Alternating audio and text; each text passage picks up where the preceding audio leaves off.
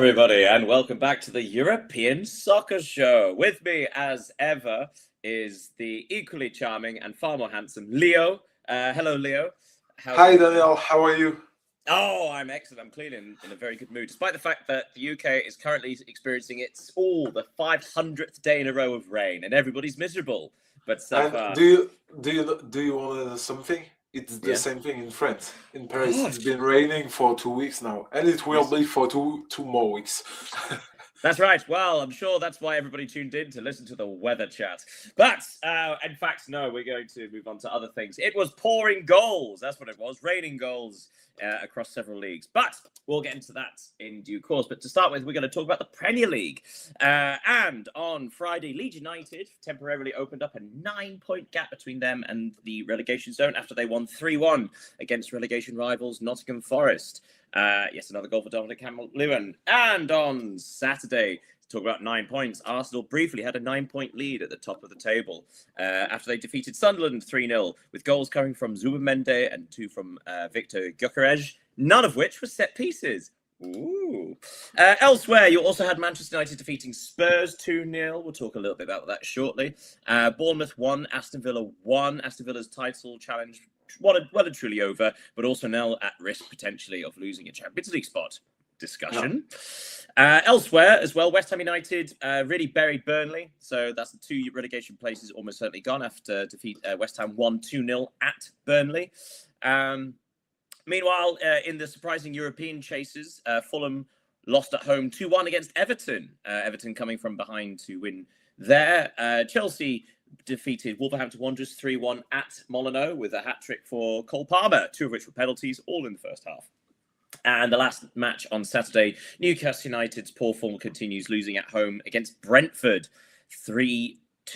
And on Sunday, the M23 derby, that's right, a derby explained by a motorway. Brighton and Hove Albion 0, Crystal Palace 1. Crystal Palace getting a little bit of breathing space between them and relegation. And the big one on Sunday, Liverpool 1, Manchester City 2. So let's go to the start of the weekend. A quick word on Leeds United. Leeds United's recovery continues. And at the time was a 9-point gap, but still 6 points between them and relegation.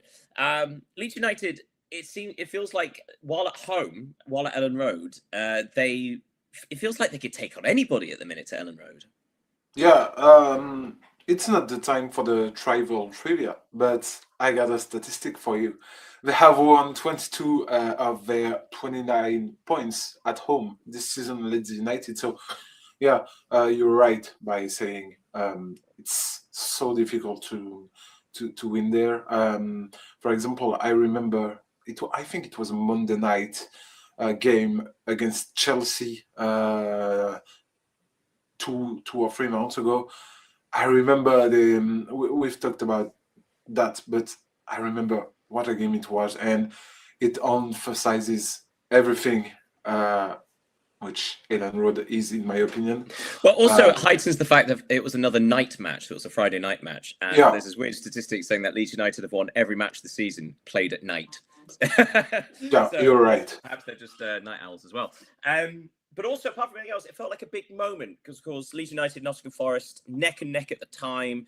The 2 places immediately above relegation, and Leeds United seemed to be the team to grab the momentum, to grab the ball by its horns. I think is what I'm trying to say. They're the ones that really brought it to Nottingham Forest, and really, this was an important match, wasn't it? It was even crucial because I think we will have a word on West Ham afterwards, but they won this game. Leeds and Forest were 26 points. Were both 26 points.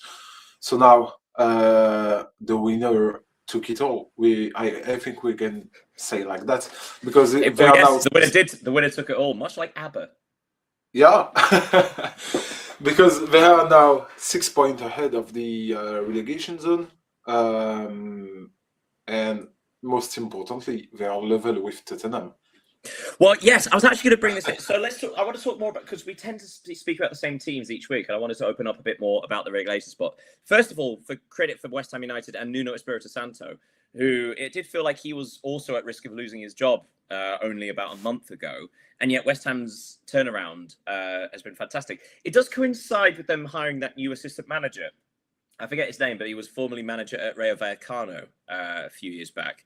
And he's now, since his arrival, West Ham United have seemed like a much more potent attacking force, which inevitably will be have something down to him as well.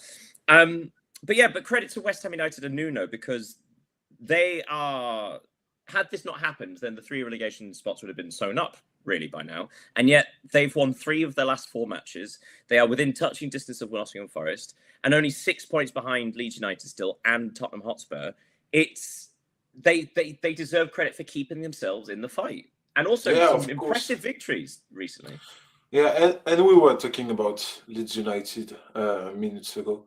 I find some parallels between those 2 teams, because if you remember when Leeds won, I don't know how many games in a row, we underlined that Dominic Calvert-Lewin was very important in this series, and for West Ham, it's quite the same thing with Somerville, who has now scored in 5 games in a row. So it's obviously important to have an informed forward when you. Very true. But I think one of the criticisms of West Ham in the past has always been how reliant they are on Jared Bowen, as in give the ball to Bowen, make something happen. But of course, having a potent winger on the other side, suddenly if people are drawn to Bowen, and that flank is less protected. So of course, now that teams will be reacting to Somerville, gives more space for Bowen. So there's a bit more balance to the side as well. Yeah, and they were lacking of pragmatism in front of the goal, because I remember during Nuno's first games, they didn't had shots on target, they didn't score, and now they do. They have some really reliable forwards. Even Tati Castellanos arrived this winter. He has scored twice since. So it's important for them to be able to rely on forwards who can score. Well, again, so big tick for West Ham United, big tick for Leeds United. Slightly concerning, obviously very concerning for Nottingham Forest, only 3 points above the relegation zone. Hasn't felt quite like Sean Dyche has balanced the team. It feels like they're very hit and miss, and more miss than hit, has to be said. But then let's talk about Tottenham Hotspur, because again, it's that classic of surely a team that is too big to go down. And I know people said that about Newcastle United a few seasons ago when it happened. But I mean, practically speaking, Spurs aren't necessarily a bigger club, but they certainly have a lot more money. They got that huge stadium, one of the finest in the world. They've got some of the best training facilities in the world. As an infrastructure thing, the club should be too big to go down. It's certainly worth too much money to be relegated. They lost 2-0 at Manchester United. Hard to know what kind of match it would have been, because there was another red card for Christian Romero. Thomas Frank described it as being the perfect storm, like the end of the perfect storm, because this past week he's once again criticised the ownership of Tottenham Hotspur, only allowing 11 fit players in the squad and not signing reinforcements in the transfer window. Well, more reinforcements. And yet he was sent off within half an hour of the match at Manchester United. So first of all, again, Manchester United 4 wins on the bounce. Hey, sharpen up those scissors and get off the cover for the razor, because that guy might be having a haircut next week. I think they're playing West Ham, actually. But the real thing is Spurs. Spurs are 6 points ahead of the relegation zone. When does this become realistic that they could go down? Is it when they're within touching distance? Does it have to be 3 points for them to take it seriously? Because currently it does seem a bit, it seems a bit nonchalant. It seems quite not arrogant to too big to go down, but it does feel like that it has been considered as a possibility. Yeah, but to be honest, even today, it's hard to imagine them being relegated at the end of the season. But you've mentioned Christian Romero, and I think this game against Manchester United, there is an interesting point to be made in comparing Romero and Bruno Fernandes, because when Manchester United were in trouble, whether you like or not Bruno Fernandes, he was always decisive, given assists or scoring goals. And this weekend during the game, it proved to be right again, because he scored a goal, while Christian Romero was shown a red card, another one with Tottenham, at the after only 15 minutes or 20. It's 29, so within half an hour. And now Romero will be out for 4 games. For Do you know? Tottenham. Would you like to know which? So since we're on that subject, I've got the 4 games in front of me because it was the next thing I was going to bring up. So you tell me if you think what the number of points you think Tottenham Hotspur will get through these fixtures without Christian Romero. Remember? Okay. So the next match is home to Newcastle United. A draw. I would go with that. Draw. The match after that, home to Arsenal. Sorry, but for a defeat. But it's not because it's Tottenham. It's because it's Arsenal. Yeah. Away to Fulham. European. I will. Fulham. I'll go with a draw too. Mm-hmm. And finally, home to Crystal Palace.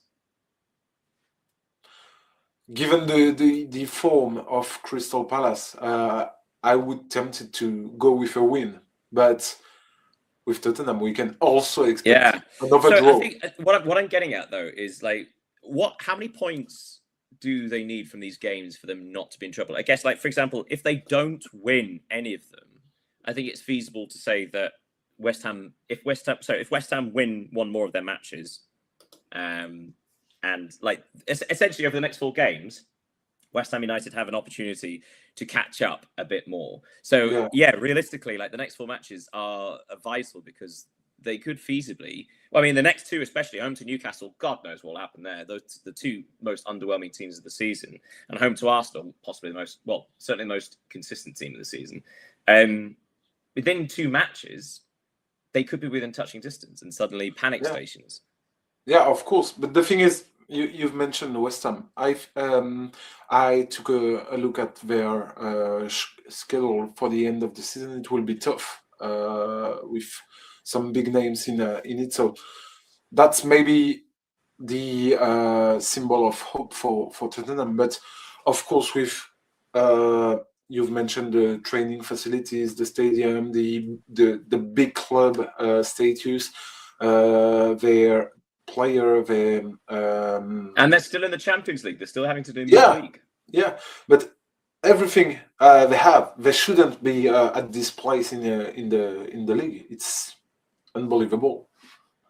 Last word. I mean, I'm also deliberately aren't really talking about Manchester City, despite the fact Manchester City's victory from behind against Liverpool was a fantastic show of character.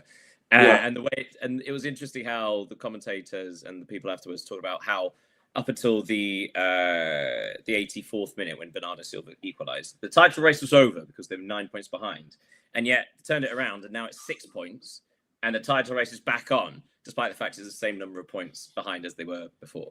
Quick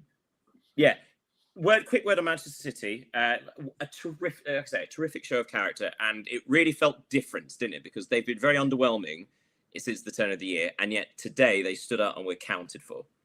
Yeah, we pointed out their lack of mental last week during their draw at Tottenham. But against Liverpool, they were incredibly good in the mental aspect, especially Bernardo Silva is criticized, and I think it's right to criticize him because he wasn't that good, and he's the captain of Manchester City, so he has a status and he has something to prove. But against Liverpool, he was the one to score the equalizer. I remember he took the ball immediately to put it on the to start playing again. Sorry, because I think everyone knew that if Manchester City were to lose at Anfield, the title race were over for Manchester City, and Arsenal would go to win it.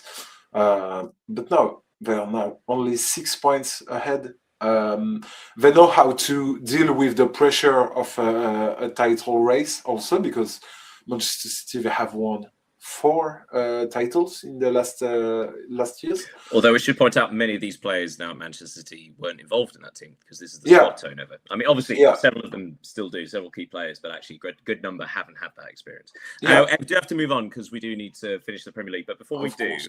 I thought I would just sort of ask you one last question, which is the top 2 seem to be that's the title race. Despite the fact Aston Villa are only 3 points behind Manchester City, they are only now 3 points ahead of Manchester United, so potentially at risk.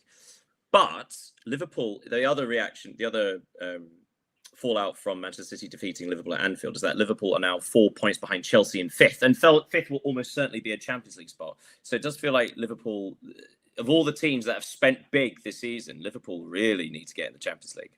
It'll be really concerning if they didn't. Yeah, I totally agree. They spent like, what, 500 million in the whole season? Net spend was about 180, 190 Yeah, million euros. okay, But but we should probably point that out. it's when you recruit Ekitike, Isaac, Florian Wirtz for I don't know how many millions, you expect them to succeed, and if it's not to win the title, at least being second or no, at least first or second. So of course, it's a disappointing season for Liverpool. They can still win things because they are still in the Champions League. They are still involved in the FA Cup. So they can win something, but of course, it will be disappointing if they don't grab the Champions League. But watch this space regarding the last European spot, because if you think the top 5 get Champions League, 6th is currently Liverpool on 39, 7th is Brentford on 39, and then you got Everton on 37, Sunderland on 36, Fulham and Bournemouth on 34, Newcastle on 33. So Newcastle in 12th place are 6 points behind Liverpool and Brentford. So let's say that Brentford, Everton, Sunderland, Fulham, Bournemouth and Newcastle. Which of those clubs do you think could finish 7th? So 7th and 8th are up for grabs, probably. So that's going to be 1 Europa League spot and 1 Conference League spot. Which of those teams, as like a fun game, which of those teams do you think, they could grab a European spot? So we got Brentford, Everton, Sunderland, Fulham, Bournemouth. Newcastle's like, as much as I want Newcastle to be in Europe, let's chat about the other ones. Because this is an enormous opportunity for another club, one of these other clubs to get into Europe. Fulham, Sunderland, Everton, or Brentford, or Bournemouth. Which one do you think is most likely to steal a spot? It would maybe be easy to tell that, but I think Brentford are on their way to grab it, because they won extremely important games, starting with the Newcastle one this weekend. They have a striker who has now scored 17 goals in Premier League, which is incredible given the fact that, with all due respect to Brentford, it's Brentford and it's not Manchester United, Manchester City, or Liverpool or whatever. They are a scoring machine, because they have now scored approximately almost 40 goals, I think. And yeah, this team is constant in the last few seasons, and and actually probably comparable. Say like Arsenal might be at top of the league because they're the only truly consistent team. Brentford, not far off the second most consistent team, really. We have to move on. Spent too much time in the Premier League, but let us go sailing across the ocean. We'll probably take a flight, to be honest, probably shorter, to Serie A. So it kicked off on Friday to, I think the players forgot they were playing, because Hellas Verona and played Pisa, and it was 0-0, and the combined XG was about 0.1 something. So that happened. But then on Saturday, an excellent game occurred. Genoa 2, Napoli 3. Napoli showing great character as well, winning the match in the 5th minute of stoppage time through a Rasmus Højlund penalty, despite the fact they'd been reduced to 10 men earlier in the game. Elsewhere on Saturday, Fiorentina and Torino drew 2-2. Fiorentina were briefly out of the relegation zone, but hearts were broken when Torino found a stoppage time equaliser as well. On Sunday, Parma defeated Bologna. with another stoppage time goal with their only shot on target. Bologna's form continues to do it. Both teams being reduced to 10 men in that one. And also, what's that? Is that historical Leo saying Lecce had no chance? Lecce won! That's right, Lecce defeated Udinese 2-1, with Banda getting a last-minute winner for Lecce. Elsewhere, Inter won 5-0 at Sassuolo. 5 different goal scorers for that. Sassuolo also had a man sent off in that, but much later. Juventus 2, Lazio 2. Lazio came from 2 goals down to draw against Lazio. Lazio, who scored from their only 2 shots on target. And there was a equaliser in the 6th minute of stoppage time for Kalulu for Juventus. And on Monday, Atalanta 2, Cremonese 1. Cremonese slide towards the relegation zone continues. And Roma scored some goals. Daniel Marlin getting both as Roma defeated Cagliari 2-0. So, first of all, let's go on to Saturday night. Napoli, again, the bodies keep falling. Even Scott McTominay, who scored in this game, he had to go off injured in the first half. And yet, Napoli showed some real grit, determination. Juan Jesus was sent off with 15 minutes to go with the score 2-2. And yet, they found a way. Speaks volumes about the bodies actually at the club. So it's not just a lot of ego. There's a lot of hard work there. Yeah, it was an important win for Napoli because they are looking to stay on the podium with the pressure of Juventus, of Roma, of Como, who will be playing AC Milan next week because the game was postponed. It was important, and seeing them scoring in the last second of the game, especially with Oilun, who experienced a difficult January. It's good for the confidence of the team and for the confidence of the striker. So great victory away at Genoa for Napoli. Absolutely. Genoa, who've actually been in excellent form of late as well. Yeah. You mentioned Juventus. We'll skip on to that as well. So Juventus 2-0 down against Lazio. It felt like another one of those moments where they let it slip because Lazio weren't that good. It did feel like there were a lot of Juventus mistakes. And also, we should point out, Juventus were the dominant team. It's not as if this is an unlucky thing. But it does feel like, again, it's the balance of, do you concentrate on the fact that they managed to snatch a point at the death, or do you concentrate on the fact that it took them until the 6th minute stoppage time to find an equaliser as opposed to win the game? Yeah, I prefer to see this draw on a positive note because they were trailing 2-0 at home against Lazio, and as you mentioned, they were quite dominant. Lazio were more realistic in front of the goal, and Juventus showed that they had mental strength to come back and fight for the Champions League, and want to give credits to Weston McKennie. He confirms he's in top form. He has scored 5 goals since the beginning of 2026. So he's a leading player at Juventus, and which is obviously important for them. So yeah, Juventus, they have a very good attack. They have also a very good defense. So now they are still in the race for the podium, and it will be interesting till the end with Napoli. Well, yeah, on that note, so Napoli in 3rd place pull 3 points ahead of Juventus with those results. So you've got AC Milan second on 50 points, 8 points behind Inter, who we'll talk about in just a moment. But AC Milan do have a game in hand. Napoli only 1 point behind and 3 points ahead of Juventus. And Napoli being 3 points ahead of Roma. So Roma's victory over Cagliari, a very, again, good form for Cagliari, means that there are 3 points separating 3rd and 5th. Now, this is vital, isn't it? Because Italy are not, it's not currently looking likely that they will get the 5th Champions League spot. So one of those teams is going to miss out on Champions League football. And it feels essential for every single club to get into Champions League, doesn't it? Yeah. As you said, because you've mentioned Roma and the fact that they finally scored goals, it seems that they maybe have found the forward they needed with Daniel Malen. Maybe the player to send them to Champions League. He has already scored 3 goals in 4 since his arrival this winter. They also recruited Robin Vaz from Marseille, but I think it's more for the future. They lacked goals since the beginning of the season because the strikers, Ferguson and I don't remember the name of the other striker, but they were out of form, they were injured, so they absolutely needed goals, and maybe they have finally found the player. Dovbyk.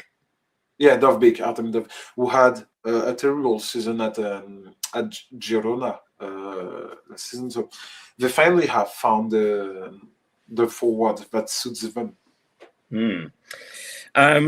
Yeah, so we got a 3-way fight for 2 Champions League spots with AC Milan trying to chase down Inter. So Inter, last word for the Serie A on Inter, who Sassuolo have been a bit of a bogey team for them in the past. But this was destructive, wasn't it? 5 goals, 5 different goal scorers. Bisek, Marcus Thuram, Lautaro Martinez, Akanji, late goal for Luis Enrique. It's not the fact that they keep winning, it's the fact that they don't seem to be exerting too much energy. It'd be one thing if they were having to squeeze every drop, but it seems like every single match is easy for them. Yeah, we've talked about it. I think with Inter Milan we could say the same thing every week, because we've talked about their depth of potential scorers. It has been shown against Sassuolo once again this weekend.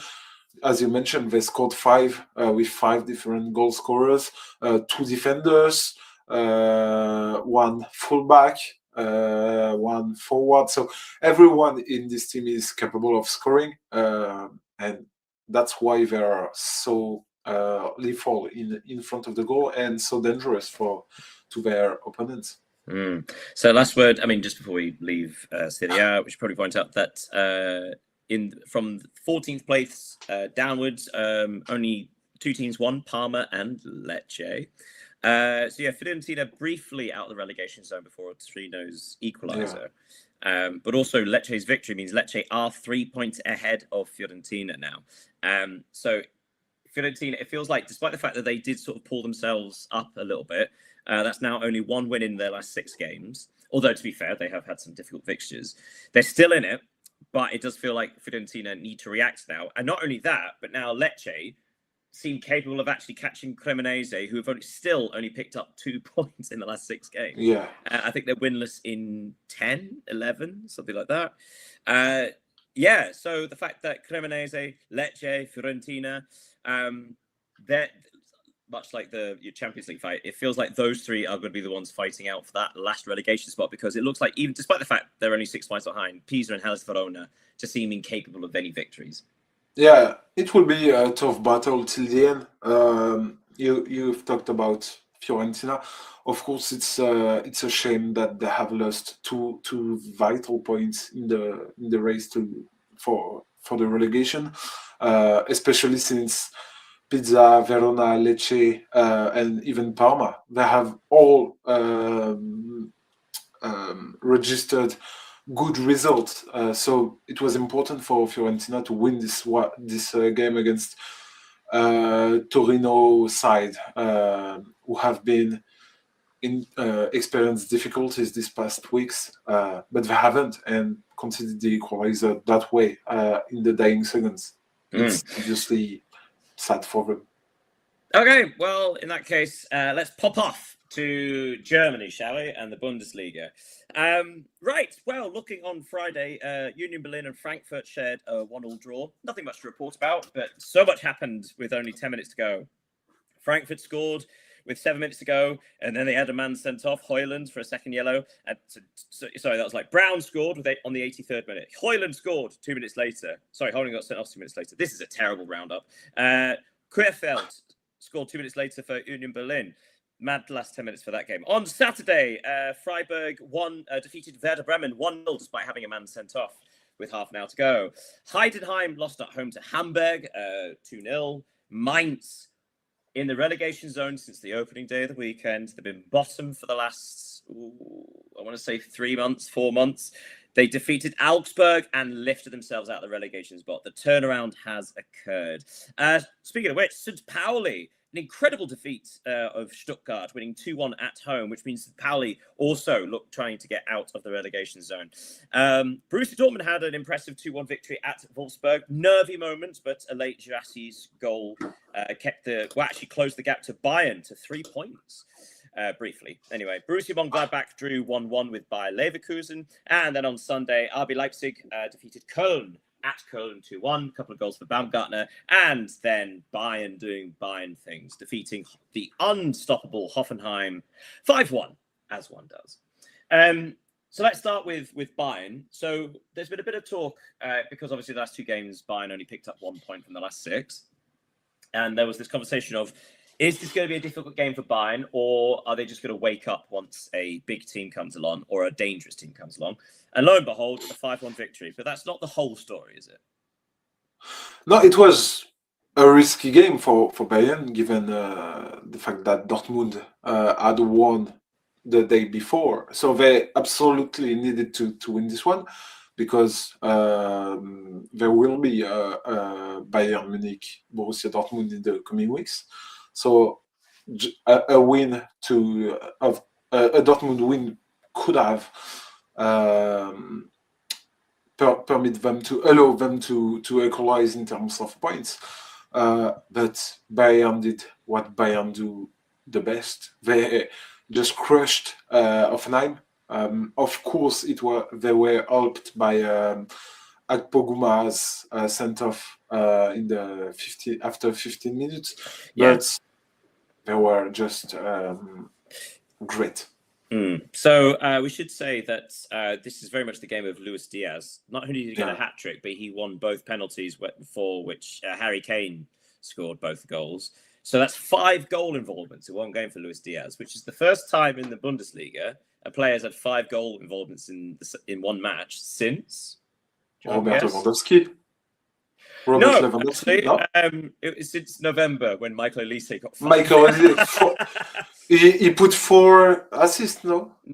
Goal involvements. I think he also won a penalty. Scored as well. So 5 goal involvements. Okay. So yeah, it's that crazy thing that twice in the same season, Bayern impressive player have 5 goal involvements. That's that. But also, it shows that they're either wings. Like, that's how good they are. The fact that they've got Kane, and on either side they have these destructive, incredibly creative and tricky players.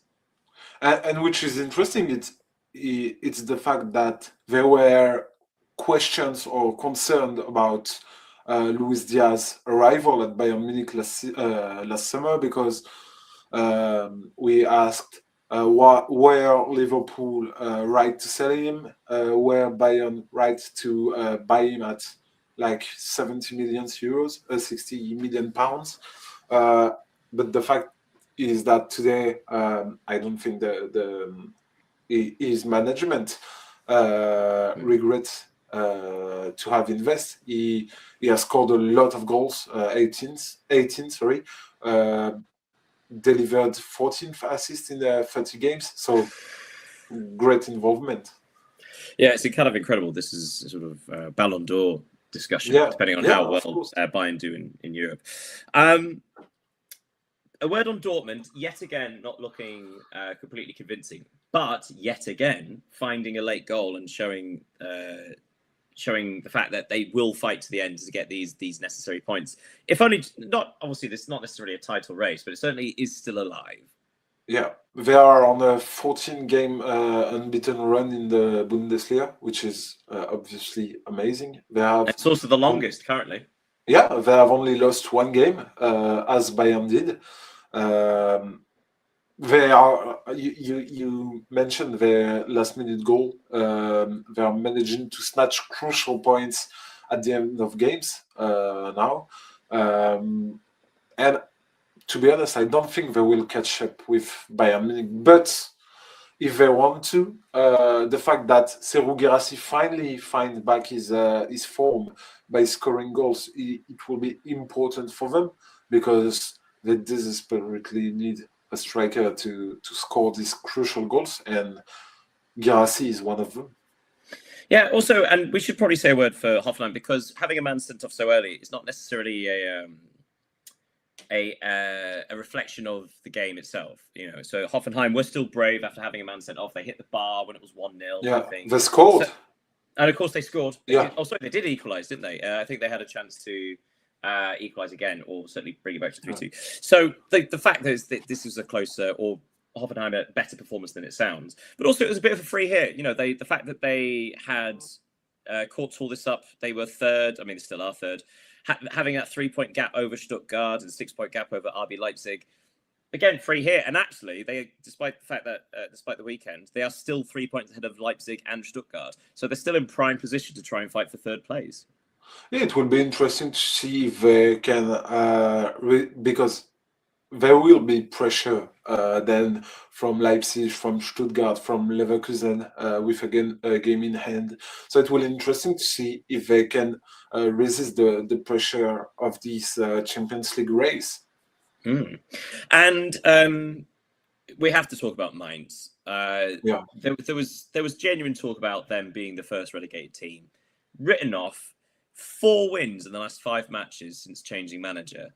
An astonishing turnaround.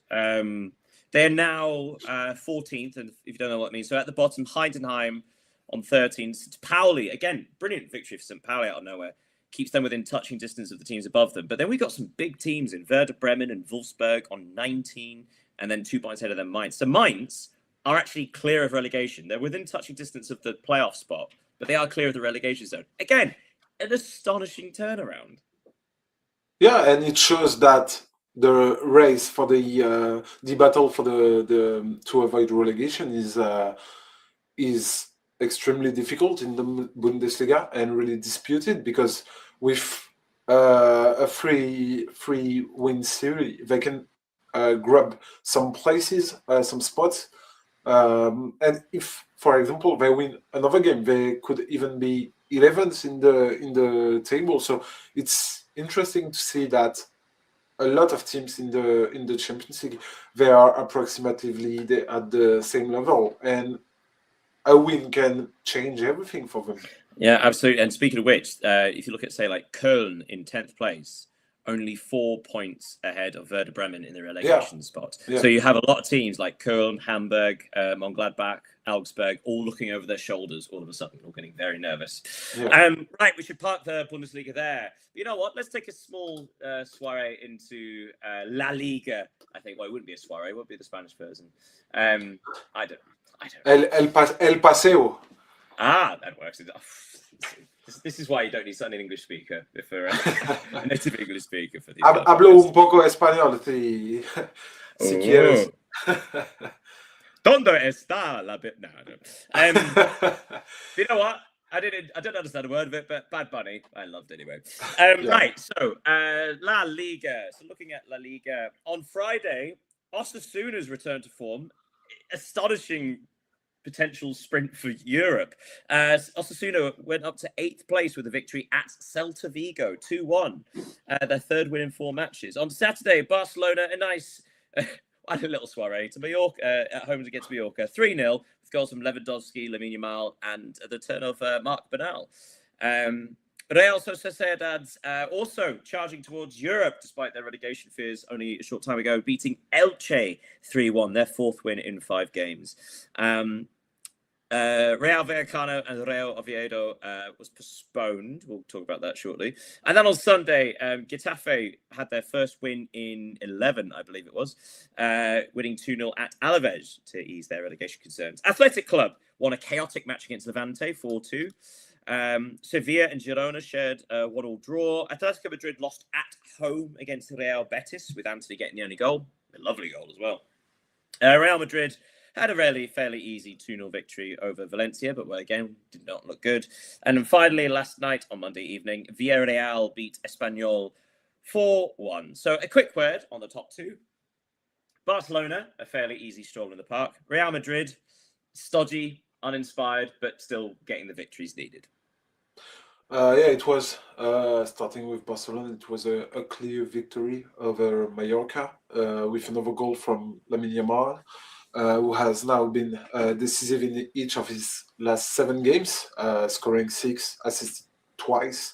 So and scoring another banger because I've got the impression that he only knows how to score bangers. This kid, because he is a kid. Um, Mallorca, they are the 18th worst team in the league away from home, so it was like what we could expect from them at the Camp Nou. And for Real Madrid, yeah, as you said, another house victory, but it's a victory. It's an important one to keep in touch with Barcelona, 1 point behind them. Kylian Mbappe once again scored as he. Interesting the fact that Dani Carvajal wasn't selected, because there was a lot of media coverage on the fact that he was ignored and there was a youth product chosen over him, as well as the returning Trent Alexander-Arnold. Dani Carvajal, a legend of Real Madrid, and that's, again, that word is thrown around a lot, but he very much is.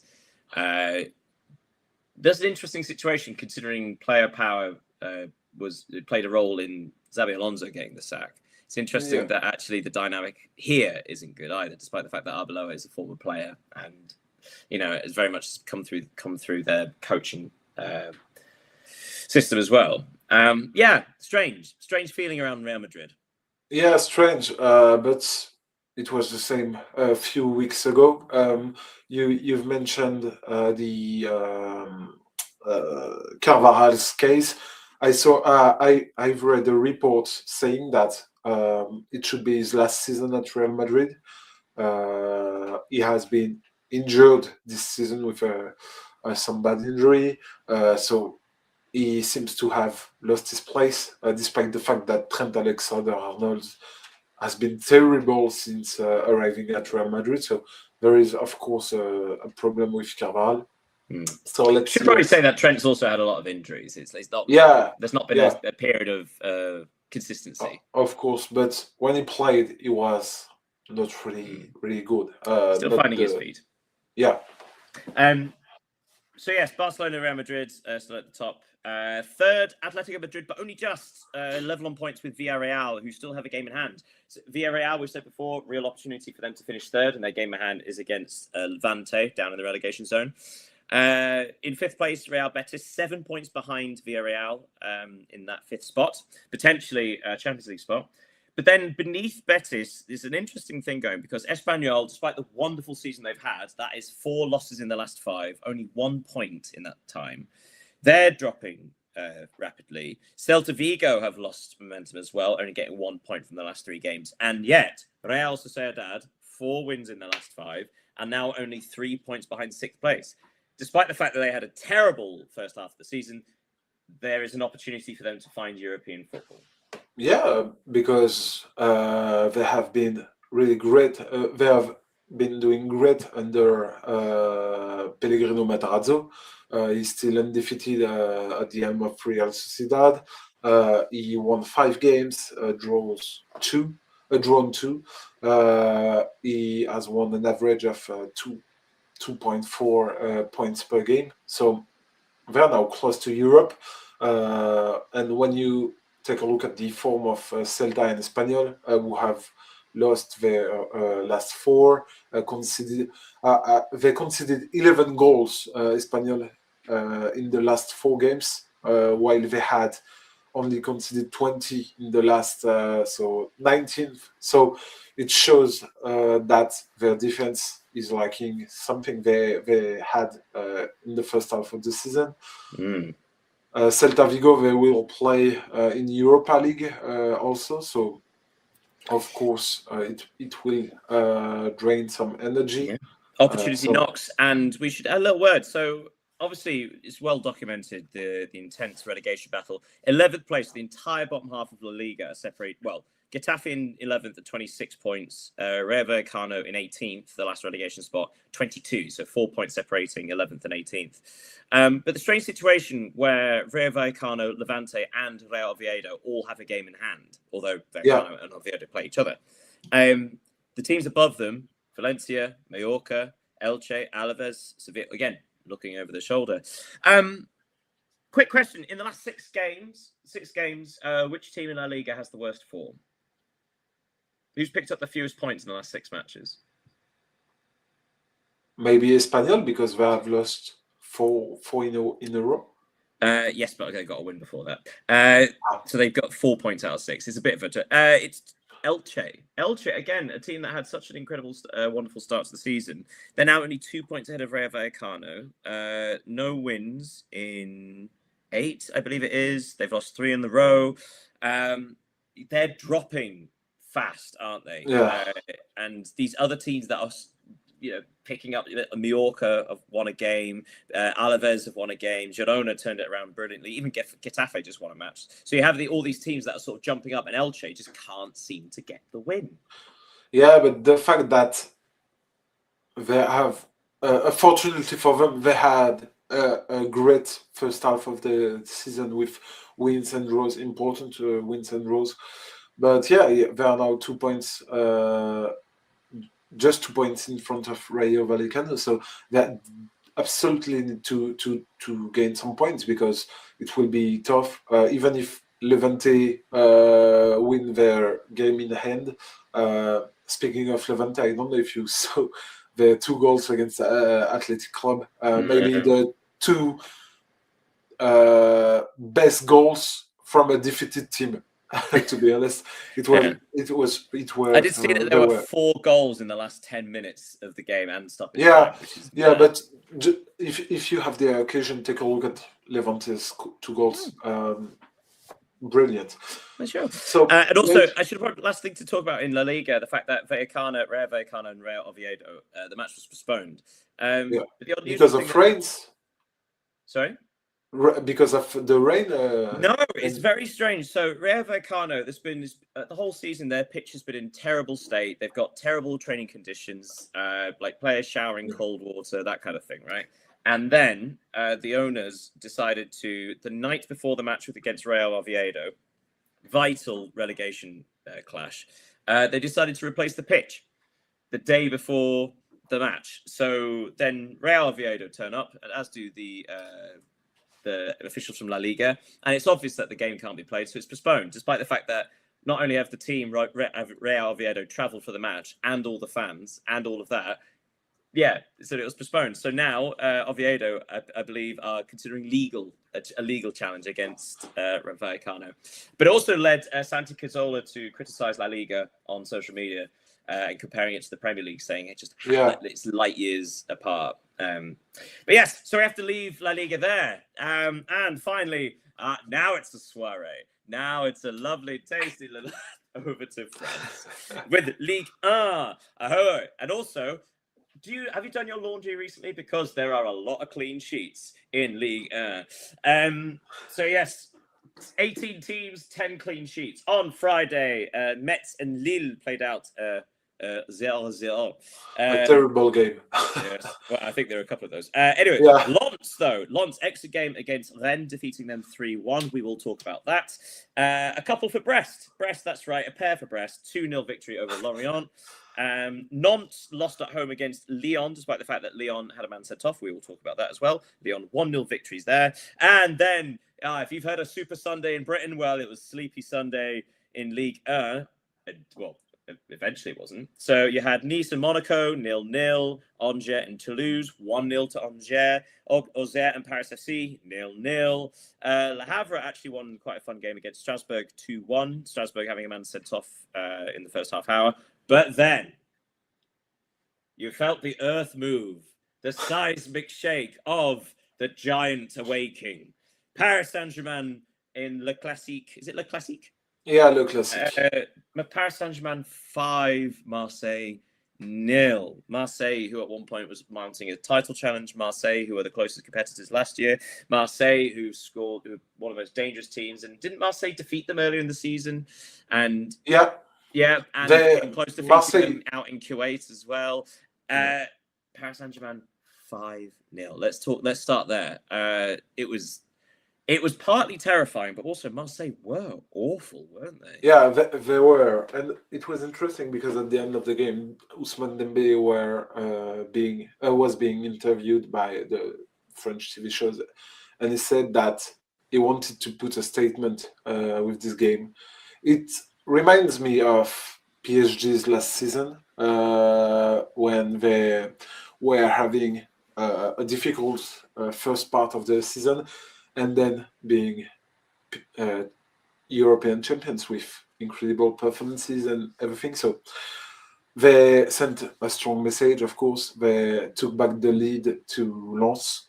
They were tactically and physically above Marseille. And for Marseille, terrible days, because they have been eliminated from the Champions League. Even if they have won against Rennes in the Coupe de France, they have been crushed by PSG. They lost their third place to Lyon. There are internal problems. Roberto De Zerbi, I think, is closer than ever to being sacked, even if, in my opinion, he will not be until the end of the season. I was going to say, it does feel like they're very much putting all their eggs in the French Cup, because they've not won it since, 1989? Something like that, which is unusual for such a big team in France. Yeah, of course. The fact that they have slipped to fourth, and also Paris Saint-Germain being out of the Cup, this is an opportunity for them. But really concerning for Marseille. But we should also say that Paris Saint-Germain got 2 goals from Dembele, a goal from Kvaratskhelia, a goal for Lee Kang-in, and an own goal. They also didn't hit the post 3 or 4 times. 4 times, yeah. So this actually could have been 9. Of course, and even more. This is the biggest win in Le Classique ever. Yeah, 5 goals. Yeah. It's can't say, but again, as impressive as Paris Saint-Germain were, really concerning for Marseille. They're at risk of their season all falling apart. But let's go back to Saturday, because a couple of games to talk about. First of all, let's talk about Lyon's victory at Nantes. Lyon, the only goal coming from, is it Schulk? Pavel Schulk. Schulk, thank you. So it's because it's the accent over the S. Shush. But what to talk about is young Endrick getting a straight red card in the second half. Slightly harsh, we should point out as well. But the fact is, Lyon did hold firm despite having 10 men. Lyon, they won again. They didn't necessarily suffered during this game, even though they were reduced to 10 men. But the important is that they are now third. The team is obviously tired. They are all saying it. But the fact that they will now have 1 match to play per week for 3 or 4 weeks will be obviously a real advantage for them. And that's also the advantage of having qualified directly for the Europa League round of 16. Well, So you say it was 12 matches in a row they've won? Yeah, 12. Which is, again, astonishing. But I think what people forget is where Lyon started, because obviously at the end of last season, they were technically relegated from Ligue 1 before the legal challenge. And the fact that they sold several of their best players in the summer and the replacements were underwhelming at the time. But the fact is, being third and also being in such a run that feasibly they could finish in the top 3 and qualify for Champions League, as well as challenge for the Europa League title. That is an astonishing season. Which at the start of the season, there was that period in the middle, wasn't there, where they just couldn't seem to win. There were lots of draws, a couple of losses, a lot of blanks. But it seems to have everything's fitted into place. Yeah, and we have to note that Lyon, they have a lot of players injured, starting with Malik Fofana, Ernest Nouama, Tagliafico, Tolisso didn't play for 2 weeks now, so they are all regular starters if they are fit. So that's impressive, and they are straight. They have strengthened the team with a lot of good players, good coup, because Hendrik is obviously one of the most anticipated player in the planet. They have recruited Noah Narte from Brøndby, sorry, who has adapted well to Ligue. He has scored last week, so it's everything seems good for Lyon right now. The only question is, will they be able to physically play on in the Coupe de France, in the Europa League, and in Ligue? Well, let's have a quick word on Lens before we finish then, because we've just commented on before how often it seems like they win 1-0, they take the lead, they control it. This was a very different game. Le Paul opened the scoring for Rennes in the first half before Edouard equalised before half time. So Lens had to fight back, actually, goal down, came back before half time, and then Aguilar scored in the second half before 2 minutes later seeing a second yellow card being sent off. So Lens down to 10 men, holding the lead 2-1, but rather than sit in and defend for their lives, they brought on Alan Saint-Maximin, a new arrival, obviously after he left Club America, after the horrific racist abuse of his daughters. But what an impact he made. So actually Lens played the situation and concentrated on the counter-attack and actually trying to steal another goal as opposed to just sit back on their lead. Yeah, very and brave. Yeah, it is, because it's interesting to note that Pierre Sage, who is the manager from Lens, is like he loves Pep Guardiola, and Pep Guardiola obviously is an offensive manager. He always wants to attack. He always wants to. When you hear Pep Guardiola, he always says, "I want my players to have the ball in their feet," and that's what Pierre Sage is trying to do with Lens, and is succeeding. It was a crucial victory, and for Rennes, it was a difficult one, because it sounded the last breath for Habib Beye, because he has been sacked by Rennes now. So it was a resounding victory for Lens, and we can say that they will be in the Champions League next season. Sorry. We should also say Saint-Maximin was the person who actually got the third goal. Yeah, well. So that's and a lovely it's moment for him. sensational goal. Yeah, lovely goal for him. Right, okay, that's the end of the roundup. So how about the three things we may have missed? What do you have for me? What do I have? We will go to the Maldives. I saw a post from the sweeper, who talk about exotic football, and I found it extremely interesting. There is a club called Valencia Club, like in the city in Spain. They were playing their last match of the season and fighting to stay up, and they achieved to win this game 2-0. But they needed their rivals to win theirs at least 4-0 to lose some. So sorry. They needed their rivals to lose 4-0 to avoid relegation. And what did their rivals do? They just forfeited their games to lose it 3-0. That's terrible. So Valencia were relegated because of that. That must be a legal challenge. That sounds very much like the Germany-Austria 1-0 European Championship thing. Yeah. You know, like that's horrible. Okay, what's something you may have missed? In fact, we may have all missed, because you may have noticed in the Serie A roundup, I didn't mention AC Milan or Como. Yeah. Do you know why?